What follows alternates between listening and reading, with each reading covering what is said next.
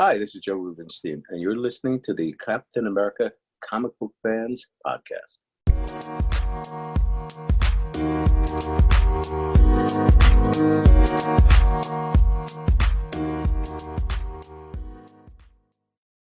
Greetings, Cap fans, and welcome to episode 69 of the Captain America Comic Book Fans Podcast. I am your host, Rick Verbanis, and as always, I am joined by the best gosh darn co-host out there. That would be Mr. Bob Lucius. Hey, Bob. Hello. Bonjour. Hola. Ciao. Hola. Good day. Ya. Zdravo. Privyet. Ni hao. Konnichiwa. Merhaba. Guten Tag. Hello. Selamat siang, Pak. Apa kabar? Yeah, what he said. Oh, well, welcome to the international episode of Captain America Comic Book Fans Podcast. We are excited today to get into our conversation about international Captain America comic books. We had originally on this show a couple people scheduled, but Ken Worthing, unfortunately, is under the weather and cannot join us from the UK. But we are very excited to bring on from the sunny West Coast, California, that would be Mr. Ralph Warner. Ralph, welcome to the show. Здравствуйте. You forgot that one. Or you went with the easier version of Privet. I did. We're all about ease here. Yeah, yeah. No, I get it. It's a tongue twister to say the very formal Russian version of hello. So. Yes, and I do try to keep it formal when I'm talking with Bob, as opposed to friendly. But I did go with the easier one this time, simply because I ran out of time to rehearse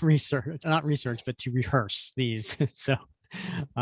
But anyway, welcome to the show. We're very excited because we've been doing the podcast for over a year, right? This is episode 69, and we, much to my surprise, we have listeners from all over the world who enjoy. Well, okay, maybe they don't enjoy, but they listen, and they're from all over the world. So 79% of our listeners are from the United States. That leaves, I'm not a math major, but a whopping 21% that are from other countries. So we figured it would be fun to discuss Captain America comic books that are from other countries. And then also I'll mention too, in our Facebook group as well, a good amount of people in our Facebook group also do come from other countries. So we have anywhere from United Kingdom to Brazil, Canada, Mexico, Spain, Philippines, Italy, France, Australia, you name it, members in our Facebook group and our podcast. So this one is not only for those members, but for many of us who are in America who maybe don't know much about the international versions of these comics. I mean, we see these great posts by you, Ralph, and Ken, and a few others in our group that randomly will post these Captain America versions from different countries. And it's new to me. And I know it's new to a lot of others here. So we're looking forward to that conversation. Does it seem like when you see these, you're seeing something familiar, but just in a different way? Yeah.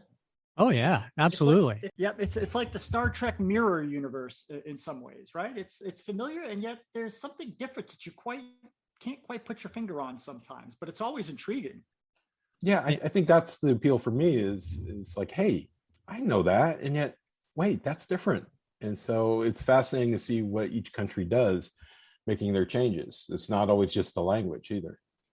So let's start, since we are Captain America comic book fans, let's start a little bit about that. You've been collecting Captain America comic books for quite some time, right? So maybe talk a little bit about that, how you got into Cap. Are you still collecting Cap? And what's your love for the character? I'm still collecting, still reading, still keeping up with the new books. And I first started 1976. I've been reading comics for about a year. started like with many during that decade. The gateway comic was Richie Rich, Harvey Comics. Yep. And slowly but surely you start weaning yourself off of that and discovering superheroes and Marvel and DC. And this is right before the bicentennial, 1976. Mhm. And out comes Captain America and the Falcon, number 200. And that was my first. That's what hooked me. Sure, it was Kirby in his funky 70s, but that's what got my attention. And didn't quite, I bought a couple after that and then kind of lost track. And then came back to it about a year later with the one where he's blind on the cover, 212. And then I've been collecting, I think I did a 17-year stint since then. And after that, they brought in back Sal Buscema. I had no idea he'd done an earlier run, but that's what really, really hooked me. First, it was Kirby, and then it was Buscema in there. So, indeed, Buscema is one of my favorites as well, if not my favorite. But so, is there a particular time period, or maybe a particular story arc, or even a creative team that you would rank up there as your favorites? Yeah, certainly after Sal left and they kind of had a rotating writers and artists there for a little bit in the late 70s, and I'm still enjoying it. Then 1980, they bring in Roger Stern, John Byrne, Joseph, I know, is it Rubenstein or Rubenstein? I know. I forget. We had him on the show. One of our earlier interviews. We had him on episode 8. I did ask him that question. He did give me the answer. I have completely forgotten. Was it Jim Shooter talking about that? That was no, Jim was not sure about J.M. DeMatteis. That's right. Yes. But Rubenstein. Sorry, Joe. I can't remember. Sorry, I love. Maybe we all need to go back and listen to episode 8. I know. But yeah, when those guys came along, 1980, and it's also, hitting that perfect age for comics. I've been reading for, I think, 5 years, but by then I was 14 and really liked what Marvel was doing, liked what Jim Shooter was doing. Iron Man with Bob Layton was going great. Of course, the X-Men, loved the X-Men. And then here was the same artist from the X-Men suddenly on Captain America. And it was wonderful, but we all know it didn't last as long as we liked. So, but yeah, that was probably the pinnacle for me. But you're still collecting. Yes. Excellent. And that's maybe one of the reasons I've gotten into international comics, because I locked up. Certainly I don't have the financial means to go deep into the golden age, although I got about 5 of those books. That's 5 more than me. Yeah, they're not exactly cheap anymore. So, but I've pretty much locked up about 10 years ago the Cap run during Tales of Suspense, and got Avengers 4 and got Strange Tales 114. So kind of locked up that modern run about 10 years ago. And so I sat there and said, well, what else do I get? There's certainly a lot of collectibles, toys and all that. But certainly the international books kind of filled that need. We're like, well, hey, there's some runs here I need to go get. And some significant runs in some countries that lasted quite a while. Yeah, I mean, that's really interesting too, because I think I've heard a few people give a similar story, who are our age, right? So, we get to a point where after decades of collecting, we fill our run, right? We finish those. I was in a similar boat. I finished 100 to current. I finished the 58 through 99 of Tales of Suspense. I got the Grail, I got the Avengers 4, and then Strange Tales, and then, the Sergeant Fury, right? And then you got your bicentennial battles. Right. Oh, you saw that. Yeah. So then I was like, yeah, I'm like you, like, which way do you go? You can go Golden Age, which, as you said, pretty expensive. Or and what I end up doing is I went original art, which is equally expensive. But you went international. So that's really cool. So you said about 10 years ago you started collecting international, and how did you get started? Well, actually, it started long before that, but I think it was just once I locked in the American run, I thought, well, hey, maybe I need to focus more on getting these international books. But it started way before that. So I was thinking, what was my first international cap book? We'll be right back after this pause. And I seem to recall maybe in the late 70s, I was poking around in a comic store in Berkeley, California, and this was great. If you went to comic stores back then, it was like hidden gold. Sometimes there were some pretty dark corners of these stores, but you could find stuff. And I found an issue of Captain America 202, and it had been out maybe, I don't know, 3 years by then. Mm-hmm. But it looked exactly like the American copy, only at the top they had color spelt with a U. Instead of a cent on there, they had a P. And I'm like, well, what is that? And of course, I didn't know at the time, it's really the Pence British version. But I had no knowledge of any of this stuff. We didn't have the internet to use. So I just, for some reason, I got it in my head like, oh, this must be a Canadian copy. Kind of like we get pennies coming over the border sometimes. So I was like, all right, maybe we've got a Canadian copy. Well, that was wrong. And I think that was probably my only international book for a good 10 years, because I really didn't focus on this or think about it during the 80s. Mm-hmm. And then finally took my first international flight to England and Scotland in 1990, and found a comic book store, and I was finding these weekly comics that they do. Now, they weren't necessarily, I think I found some of the Captain America ones, but at that time it was some late 80s, DeMatteis, Kevin Maguire, Justice League. Mm-hmm. And it was interesting to see, like, sometimes these are printed in black and white. They had some John Byrne Man of Steel as well.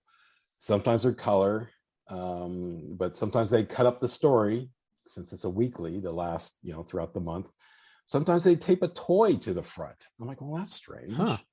So that got me, I think, getting my first handful of international books. I got to ask you a question. I'm sorry to pause right there, because I think there's some of us that may have the same horrified thought in your head when they heard you say tape a toy to the cover. Please tell me it was in a plastic bag. No, it was tape. It was tape. Yeah. So, and sometimes there were buttons and other things. And other comics, they do posters inside. I think that works better. Mm-hmm. Yeah. So I think the best thing is you just kind of leave it and don't fuss with it, because it's going to tear. So, yeah. And at that time, I think people were still looking at those weeklies as disposable and not worth a lot. Mm-hmm. So that's changed with a lot of these international books that were, whereas America, I think we were starting to appreciate more of the Marvel, DC, and older comics. It still took a little longer in some countries, I think, to have that kick in. Yeah. Hey, I do have the Captain Britain, Captain America run from the the volume 1 of Captain Britain, but I think of like the only real international comic I have is an Italian version of Tales of Suspense 80. And when I got it at the time, it was just like something I was like, oh, that's kind of unusual. I'm going to get that. The price was cheap. I saw it on eBay. But I traveled a lot, in my career. I lived in Indonesia, I lived in Vietnam, traveled all over Asia. And it never occurred to me to even like go out and look for international variants of these comic books. And so when I was in the group, this was really an educational process for me to like see these posts and to realize that, oh my God, they print these things all over the world. And that's been like fascinating for me. But is there like a big international, I mean, is there a market, like a collector's market? How big is this, the collecting scene for international comics? It is growing. I went through a number of years just thinking I was the only one there. Mm-hmm. And still learning and what I could find looking on eBay. And then about 8 years ago, found a group, Matthew Roybal and a bunch of others of international collectors, including Ken, and found that group and realized, wow, I'm not the only one. There are a lot of people collecting. There are some like Ken that focus mostly on Captain America. and go a lot deeper than I go with this stuff, and done a lot more research. And that's part of the fun, is you're playing that detective. You're finding out, all right, when was this, what changes did they make to the book? What was happening? And some things I can't be absolutely sure about, but I do know some of the Golden Age Brazil Captain America, that didn't come until Brazil kind of sided with the Allies, because early on they were playing both sides, because they could do business with both sides. And finally the Nazis got caught tinkering around in Brazil, doing some things they shouldn't. Now, someone correct me if I'm wrong, but I remember reading up on this, and I can't be sure, but then I'm like, oh, yeah. Then after that time, you see a lot more pro-American stuff in the comics. So piecing those things together, you think, well, you can't be absolutely sure. I like to talk to some people from that time, but it seems like maybe that's was a motivating factor to letting some of this stuff be published.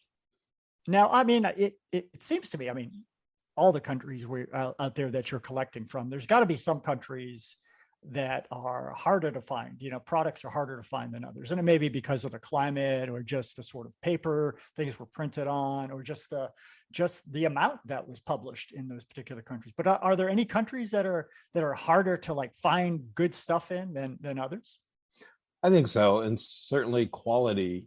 You can get the La Prensa books from Mexico, but getting them in a high quality is tougher, but they are there. From my own personal experience, it maybe it's just finding the right person that's tracking these things down, because there are people in different countries that will go and find these books and then say, hey, you're interested in this? They have their buyers. So that's how a lot of these guys are getting the books to us. And that's sometimes what they do. They're book finders. And that's how I've been able to find a lot of these Indonesian books, which I didn't see any of that before. I have not gotten a single South American book, but there were some books there. So I would say that might be one of the toughest runs. If Ken was here, he could fill us in. He has a great website, which we should definitely plug, kenworthing.com, is it? Yes, it is. Mm-hmm. I always go to his site for reference. It's like, all right, does he have this, or getting information. So right now, in my eyes, he's kind of the authority. He goes a lot deeper with this stuff. And he's got some South African books in there, and I have yet to either find a buyer for that or find that, but that stuff gets gobbled up quickly.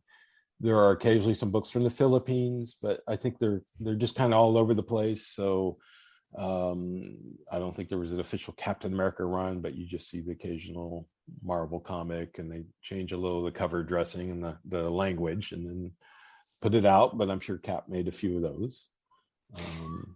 So, with these different countries, it's interesting what you're saying as far as like, how do you get them? Like you basically said, well, I know a guy, right? I mean, that's kind of how some of these, work out. But as far as like pricing is concerned, I'm just kind of curious, obviously when it comes to collectibles, it's like, supply and demand, right? And we see that in as far as, if there's a high print run, low demand, you can get stuff in, pennies on the dollar. If it's the opposite, it's scarce, and high demand, well, then you're paying an arm and a leg. With these being, I guess it sounds like they're scarce, but it also sounds like there's not a huge demand. So how does that work out? Like, what does pricing go for, like some sort of comic? And there are some countries, because they're harder to find than others, that those prices are higher. Well, really, there's no price guide for these things, and it's just all over the place. And so it's whatever price you'd pay, like for a lot of this stuff. And it is demand versus scarcity. In the past, usually these things would go for less because there wasn't really a demand, especially in the US, but that is growing. And so there wouldn't be a big demand for this. In some countries, they did print a lot of the books. Others, they are tougher to find in great condition. But some people believe that it's starting to change, where people are realizing, oh, okay, we shouldn't price these things as being, oh, they're not the original US version. Let's charge less for this, has less value. They're realizing, yeah, they are a little more scarce and they should be worth more. So I think we're in the process of that changing now, perhaps. So But if I have a, I don't know, let's say I have Captain America 100. Yeah. Right. And it's a 6.0, average condition. It goes for, whatever in the United States. How would that compare to a issue 100 6.0 in Spain or Brazil or Japan? Like, does that, right? I don't even know if those exist, but I'm just using it as an example, just to see, how do these prices compare?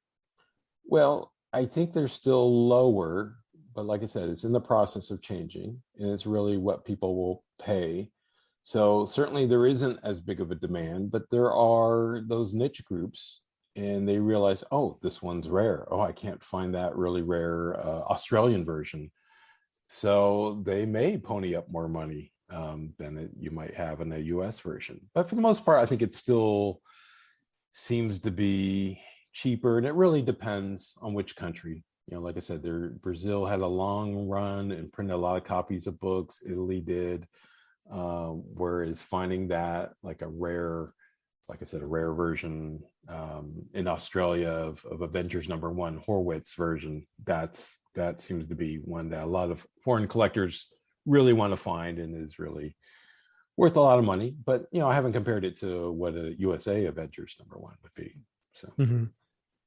I do find, because I know we're thinking about what are the price differences, and like I said, it's all over the board. But I have noticed when I buy the Golden Age Brazilian Captain Americas, they usually were in a book called Okuri, I believe it's called, and some other books, and I could still buy those where I'm kind of priced out of the Golden Age because it's about 1/10 of the price. It's going up.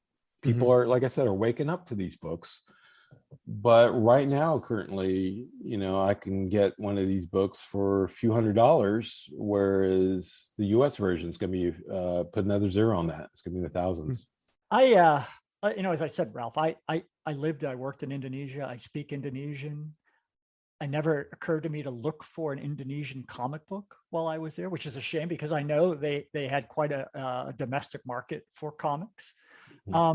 But whenever somebody posts an Indonesian comic, like when you do or other folks, and I look at it, it makes my heart sing a little bit because I could actually understand the text, and I was like, oh man, I wish I had these because I would love to read these. Do you speak any language? Are there any of these books in other languages that you get and you can read or I mean, not that it's necessary, right? Because you can still enjoy just the collecting aspect of it. But I'm curious if, from that perspective, if there's a certain affinity for particular countries or languages that appeal to you. Well, I'm certainly not fluent in any language, but living in California and taking a few classes, you can get some Spanish in. Oh yeah. And then high school, I had a unique opportunity to take Russian. So I took that 1 year of college. So I got 5 years of Russian. Completely forgot most of what I had. Yeah. And let's be honest, Captain America might be a tough sell in Russia. But you never know. I mean, a lot of the Marvel stuff is global now. And I've been very shocked to find Captain America having significant runs in some countries. So you never know. In fact, Russia is kind of going through a point right now where someone has a license to print Marvel material, and they're doing all the key issues. So suddenly there's a Russian Hulk 181, this or that. So it's not like it came out shortly after the original run, but they're like, hey, these are the key ones. Let's print these, put them out there, and people are going to go crazy for them. And so far they have, but people are kind of realizing, yeah, they're modern reprints and they can print a bunch. So we'll see if the price settles down. Yeah. Well, let me follow. Can I follow up on that, Ralph? Because I mean, I've often wondered that, sometimes Cap, he's misjudged to be this super nationalist or a tool of the U.S. government. And I'm always struck by his popularity around the world. And this is even before the MCU Right. sort of bumped up his popularity through cinema. But I'm always surprised that he's popular enough in some countries to actually rate the publication of Cap versions there. And why do you suppose that is? What is it about Cap in some of these countries that makes him popular? I don't think I don't think America is quite as hated as some people think. Certainly there are some countries they don't like us. We know there's enemies out there, but I think it's wrong to think that we don't have any allies out there. We don't have people that appreciate America, that they look at us as, hey, maybe we can go there and start anew and be welcome to immigrants and try to have these high ideals. So I think there's some countries we don't always hear about it or think about it that, they're okay. I mean, they're our allies. Certainly Spain seems to kind of be okay with America. Certainly we've had a special connection with the UK and Canada. Mexico is right next door. They've had a significant run. But, I'm surprised there are a decent amount of books on Cap in France. And maybe it's more modern times we've had more of a division with France and difference of opinions. But I think he's more appreciated than we think. Certainly, we're finding that out with a lot of the international posts on the Facebook group. Yeah. That's great to see. That's kind of one reason I enjoy posting my international books. It seems to give the not that say it's just me, but it seems to get others to say, hey, oh wow, okay, we are a little more open, and let's hear from more of the rest of the world. Well, I think it's great because it shows that Cap belongs to the world. Yeah, sure. Yeah. There's certainly appeal. Yeah. There's certain ideals that can be more global. Certainly our ideas of freedom and how things are when we start our country kind of developed from some things out of Europe. So I mean, it's not like we're exclusive with some of these things. But so, you mentioned some of these other countries that you were surprised about. So when I did a little looking into this before speaking with you, I was a little surprised to see Japan have a Captain America, but then Germany, and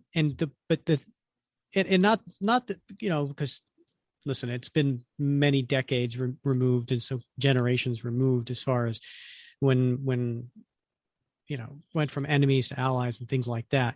But it seemed interesting to me because of the whole Cap being part and his history with World War II, right? It's not like, I don't know, let's say a Hulk, right? Like there's no bad blood in Hulk's past in these other countries, but there could have been some bad blood, with Captain America in some of these countries based on decades ago. So that I found that to be a little interesting. And then also when I was looking on Ken's site, there was these German versions of Captain America.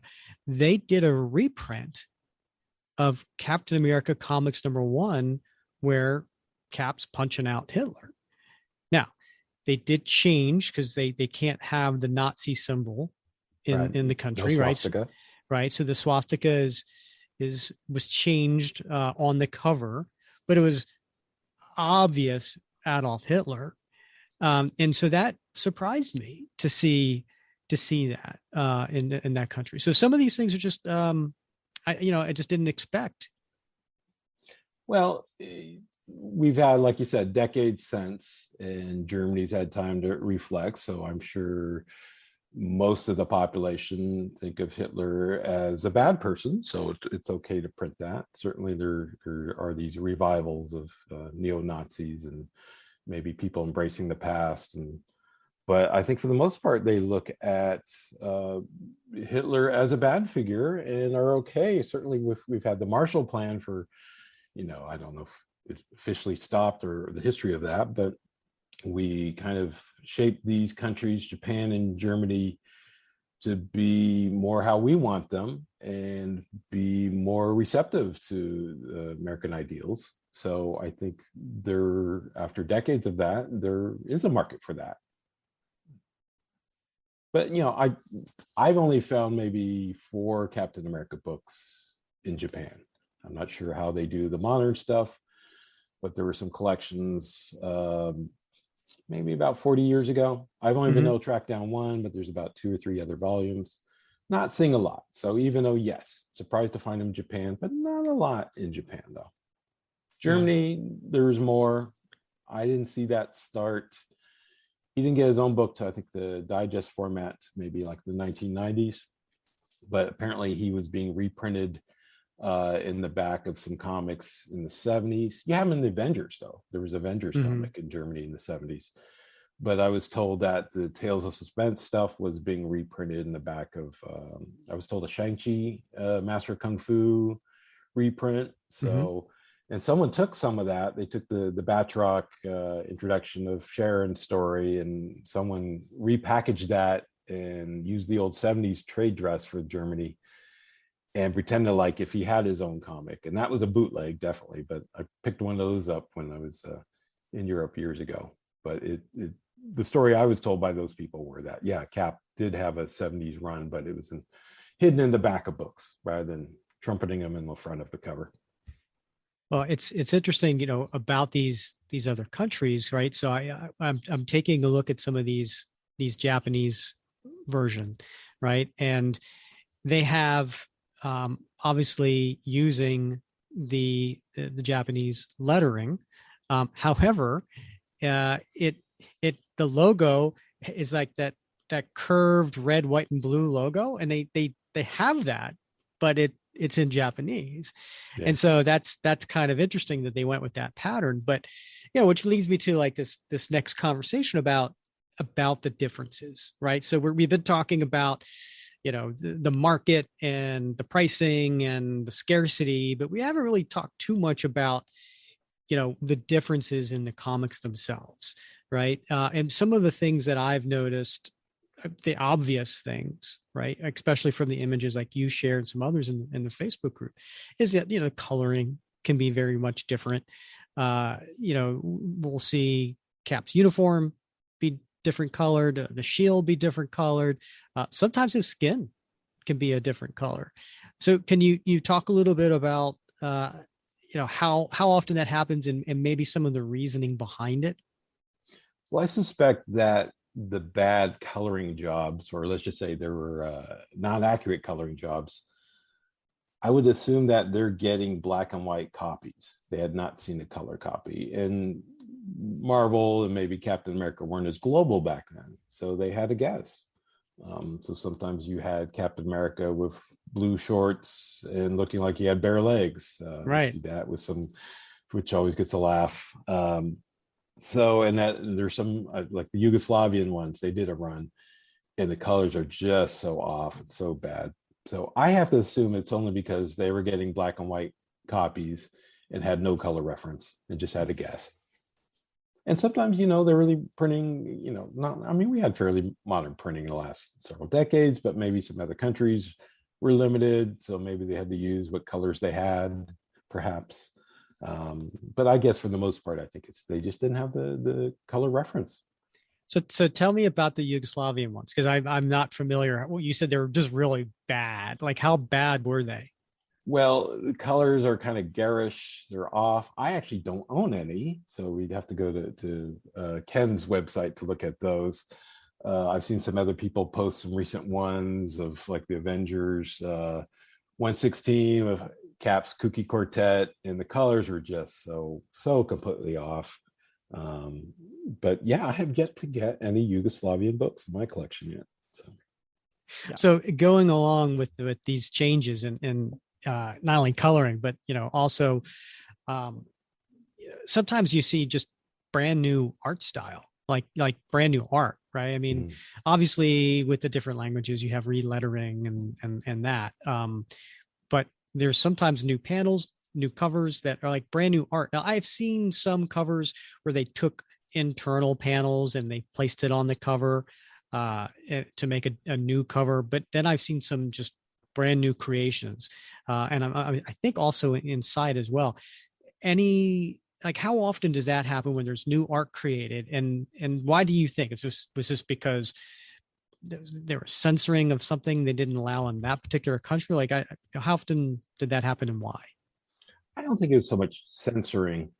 I am curious to some of the reasons, like we see in the early Spain run of Captain America and Avengers. They had their own local artists painting the covers. We've been getting some of those posted in the Facebook group recently, and I'm sorry I don't remember the artist's name, but SB, I think his last name could be.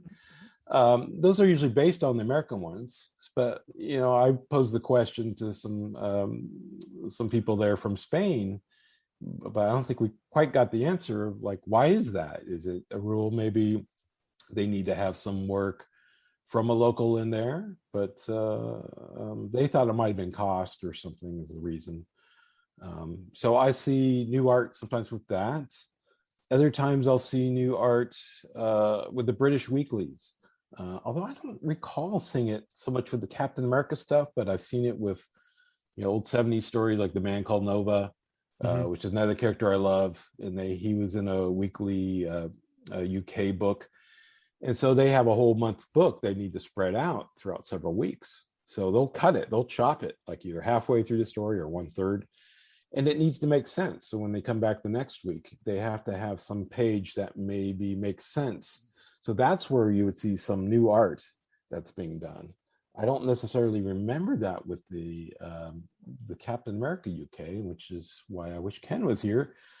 But I'd have to go look. But I certainly know they were doing that with other books. And then you had some of these digests, especially from Spain. They're completely cutting up the panels and rearranging. And you can really tell when they have the extended artwork in a panel, it just looks very crude. It looks bad. It's just, they really hacked up the American version. So sometimes you get some new art on that. Is it also the way you were describing it? Is it also because of the format, the layout, like the printing is different size wise? It's not the same size as a US comic. So maybe the layout's different. So they have to kind of move things around. For the digest. Yeah, it's definitely, those digests are a lot thicker.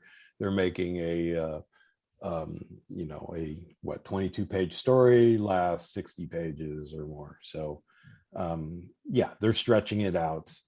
They actually did it with the Baron Blood story.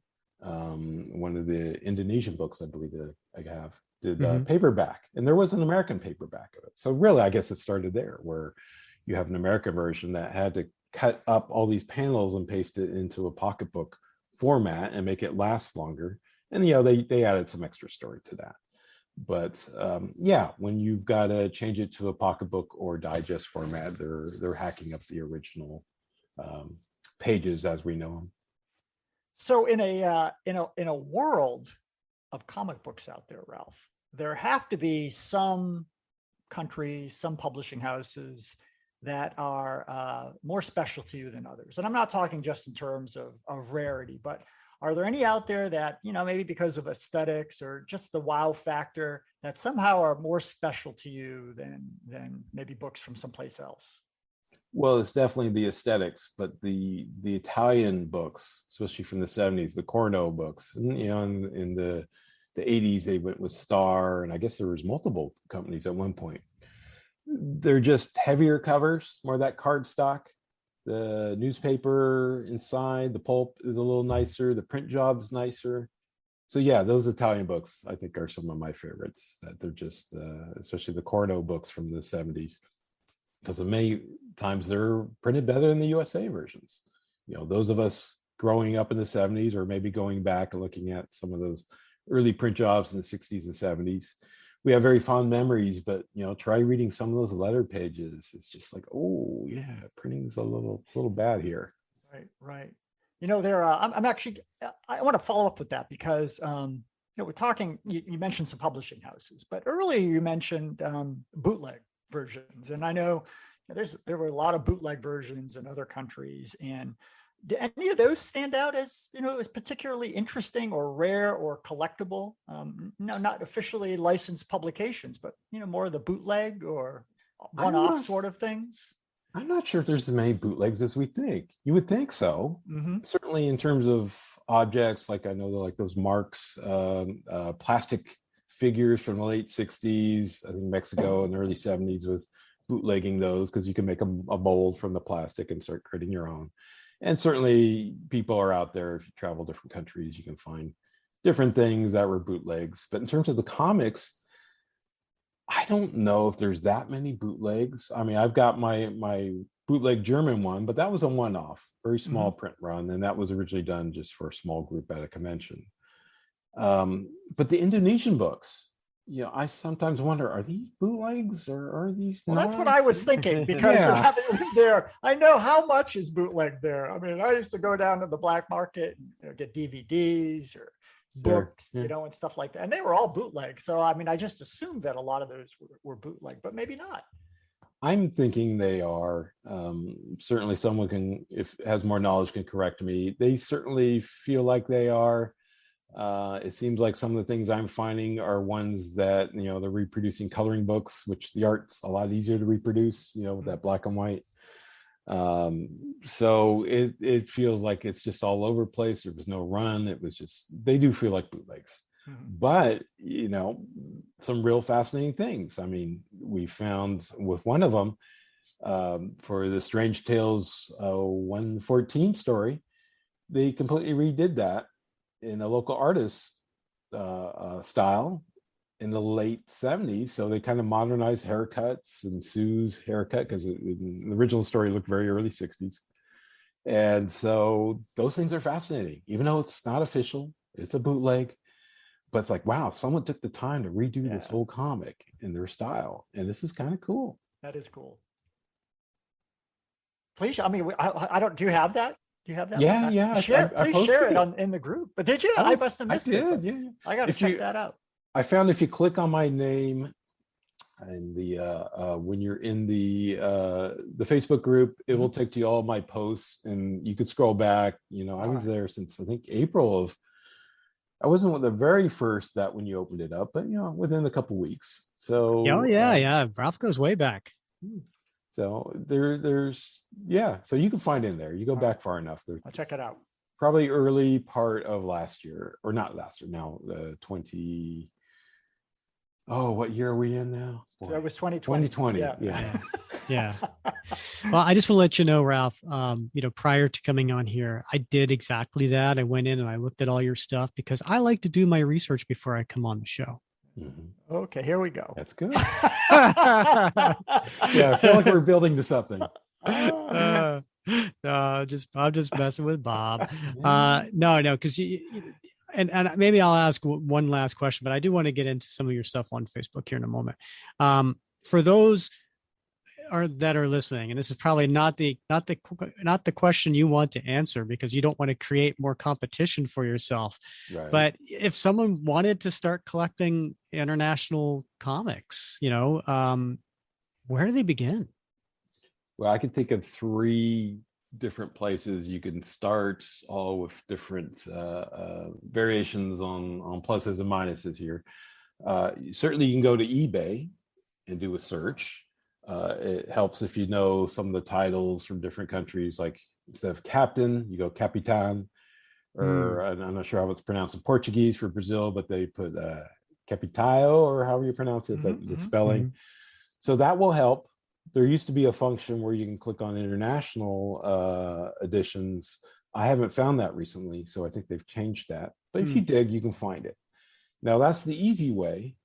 The bad side is a lot of that stuff sits on there because it is overpriced, and they will get you on the shipping.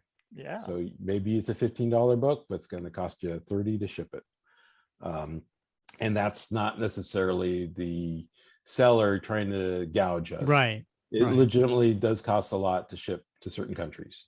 And it doesn't mean necessarily we ship to that country, it's the same price. It maybe it's okay for us, but the ship to the US, it may be more, it varies. But I found another better way with some of this, especially I know, especially on eBay. Well, actually, let's just say that if you go to, I think, the bottom of the eBay homepage, there are, if you fuss with it, there are little things where you can click on the international eBay websites and go look at that. Now, yes, it helps to know the language. You can kind of figure some stuff out, but you want to know, do they do international shipping? Will they take PayPal or however you want to pay? I found some people are a little more hesitant with Western Union because you pay and there's not always some evidence there. So I think I do recommend PayPal as a better way to do it. PayPal will charge their fees too, whether you want to do friends and family or not. So there are some things about extra costs that might jump in there too. But certainly that's a way you can start looking at different eBay sites in different countries and see what's out there at least.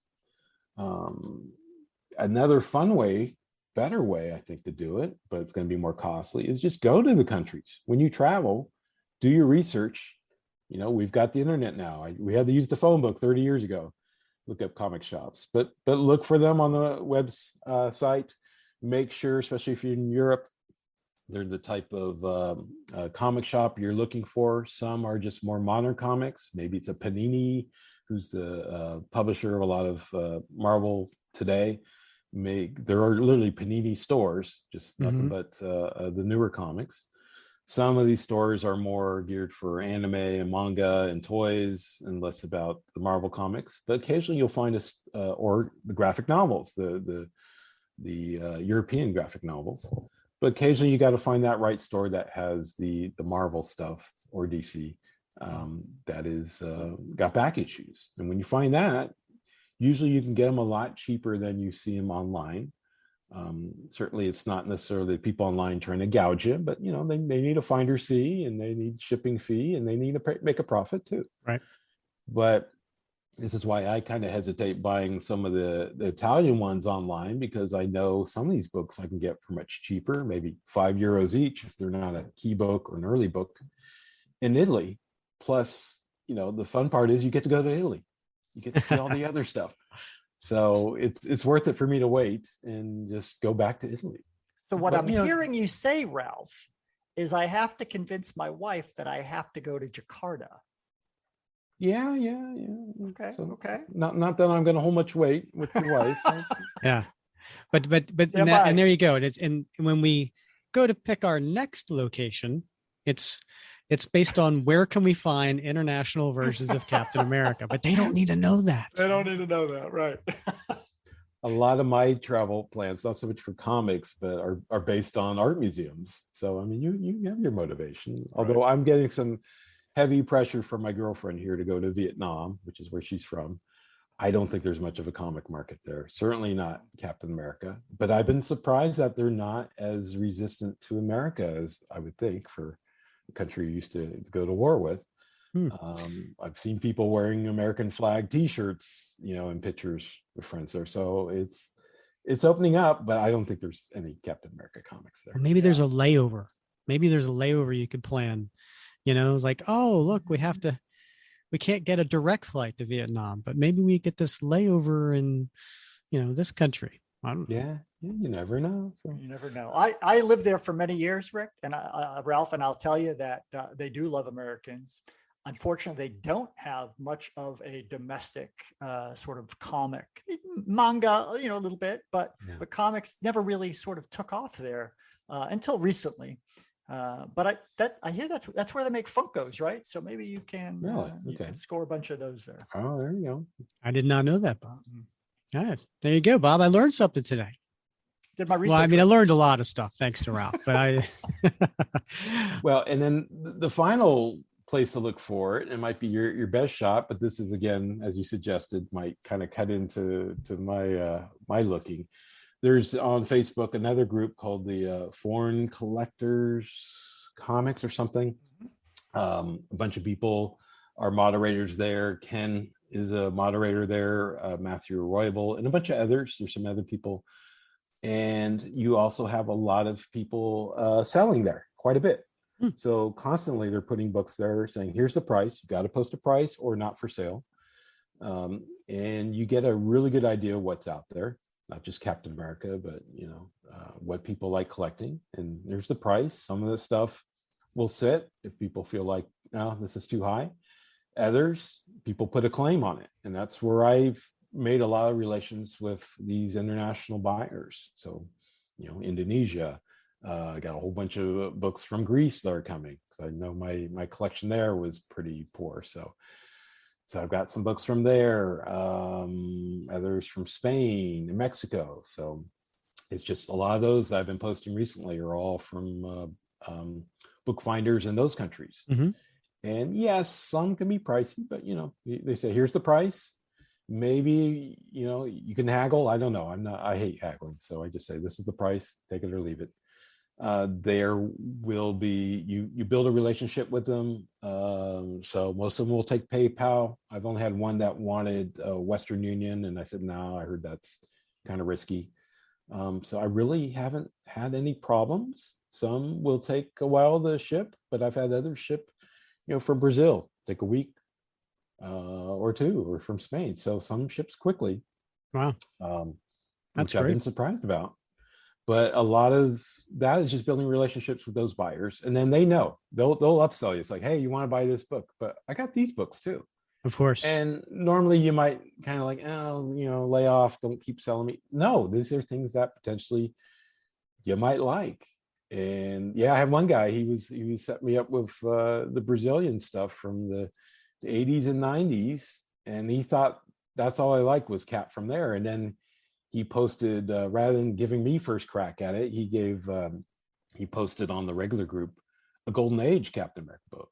I'm like, dude, like, you should have gone to me first. He didn't know. He didn't know I was into that too. So, so it's just building relationships there. But it's the Foreign Collectors Comic Group or something like that. It's on Facebook. So I recommend going there and just look. And usually if it's something that people want to buy, you got to jump on, make a claim quick.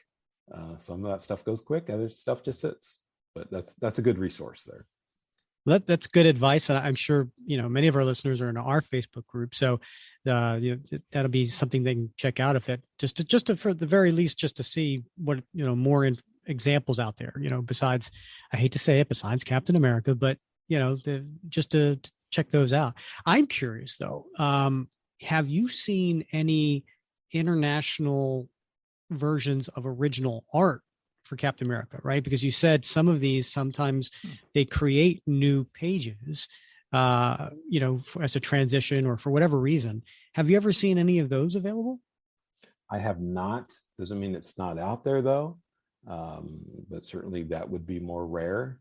You would think some of that was being reworked decades ago. And we know in our own country, things were just starting to change probably in the 70s in terms of the value of art. So I think some of the stuff was a little slower in other countries, especially if it's a reprint. I think a lot of times they were sending a stat or an acetate thing, if anyone knows the old graphic artist terms, making copies that way. So they weren't necessarily, those were original art if they reworked them, but the original stuff they may have had to redo. I think occasionally I've seen the cover from the artist from Spain, SB, I think some people have some of those paintings around.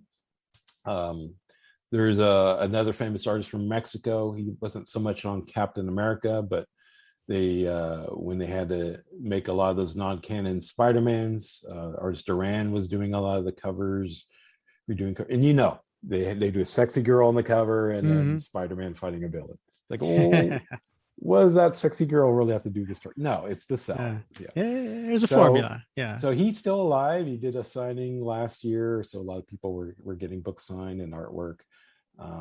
But the actual original art for some of those, I wasn't seeing that posted. So I think it's a lot rarer. I mean, this has just been so fascinating because this is a whole sort of side to collecting comics, but in my interest area, Cap comics, that I never really entertained, never even aware of before I joined the group, just like so many other things I've learned since joining the group back in 2020. So this has been great. I really appreciate all this information, Ralph. Yeah, one of the things that I learned is that Ralph, in his own right, is actually a pretty good artist.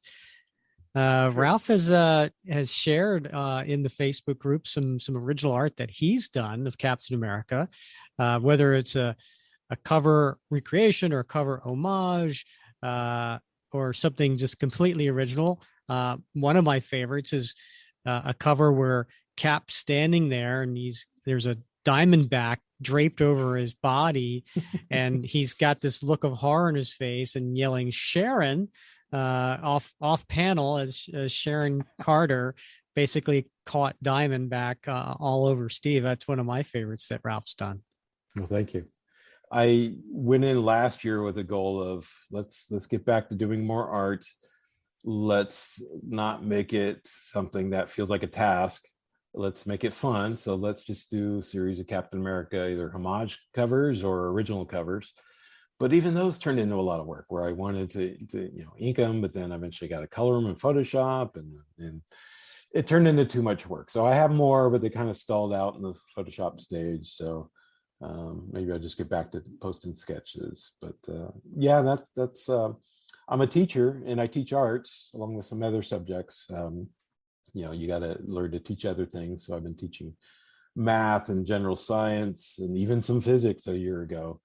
But for the most part, I'm the art teacher, teaching digital, teaching photography, teaching art history, which I love, but traditional drawing and painting. And that's where my degree is in illustration from San Jose State down here in San Jose.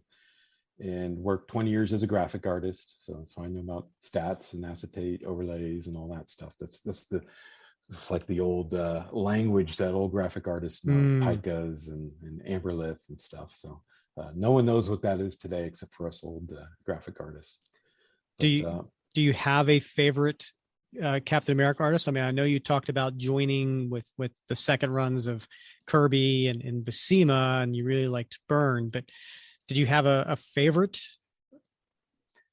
I mean, at some point you do like a lot of them. You appreciate many of them, and certainly John Byrne would be there again since I like that run. But I mean, there's something about looking at Sal Buscema's art and just kind of nostalgic and makes you feel warm inside. For those of us that grew up in the 70s, certainly Zach really captured the style of Cap great. And I mentioned that on the Facebook page the other week, where I really kind of miss the artists that have a distinct style and did a long run and can really sit there and make their mark. And when you can have artists that had a unique, distinct style that maybe doesn't get all muddied up with the Photoshop colors, and just isn't got today's modern pressures of you got to get a monthly book out and we got to put in a fill-in artist, and no one does a long run anymore. There's factors for why that happens, but I do appreciate those artists in the past that very clear, very concise, very clean inking. That stuff appeals to me. So yeah, Zach, fantastic. And really kind of going back and enjoying Kirby more. Kirby got me started, but like many, it was kind of funky and certainly preferred Byrne more. But it's only in the last couple decades I go back, and especially the last few years, saying, well, it's you don't go to Jack for necessarily the most beautifully drawn women or the most accurate drawn machinery. Now, hold on. Bob's got a thing for Donna Marie. Marie. Yeah, well, he did. Yeah, he did do some. Because he likes a square face. I do. I like a square face woman. In fact, I was looking at, that Alex Ross cover to, I can't remember what issue it was like 23, 24 in the last volume. And it had Cap, wrestling with this bunch of burly big guys. And one of them had that tattoo on his sleeve, on his arm. It had Donna Marie's face, and I thought to myself, "That's a beautiful tattoo." Yeah, gonna get one. Yeah, I'll design it for you. I'm an artist. I'll design it for you, and I'll let Rick decide where it will go on your. Right. Oh, that's great. Well, it's Kirby, but we all know Kirby. There's other things going on Kirby, the imagination, that creative engine, all the ideas, but the dynamic artwork, the action. So you go to Kirby for that. So I've been appreciating that more the last few years. Certainly the Captain America stuff and Avengers always enjoyed that. But starting to look at his DC stuff and realize, hey, maybe I need to give that another shot and enjoy it more. Oh yeah, his New God stuff is amazing. All right, so one last question for me. Obviously, you're a listener of the show. We appreciate you being a longtime listener. What song should Bob sing if he does not win the 10-pound bet? Well, the obvious choice is the 60s cartoon, right? We could. It's a beautiful song. Maybe the Star Spangled Man. Interesting. Let's see what else could be out there. I mean, does it have to be Captain America related? Oh no. We actually prefer it not to be. Like some of the. I'm thinking Culture Club. I'll tumble for you. And you get that's a classic. Because Doughboy didn't get his own song. We'll point that out. So, but Tumblr. Yeah. Okay. All right. All right. Rick, and how about Rick? A little Human League. If I lose the bet, okay, yeah. Don't you want me, baby? What song should I sing if I lose the bet? Well, that's a great one for a duet. So both of you do that. So if you're ever stuck in karaoke, sing that song because you can do it with at least two people. Right. Yeah. Awesome. Well, Ralph, we've really enjoyed having you on the show. Thanks for agreeing to come on and chatting with us about your epic international cap collection and what got you started and just being an overall big cap fan. So we've enjoyed wrapping cap with you. Well, thank you guys. I enjoyed this. All right. Well, that's Ralph Warner. He's Bob Lucius, and I'm Rick Verbanis, and you've been listening to another episode of the Captain America Comic Book Fans Podcast.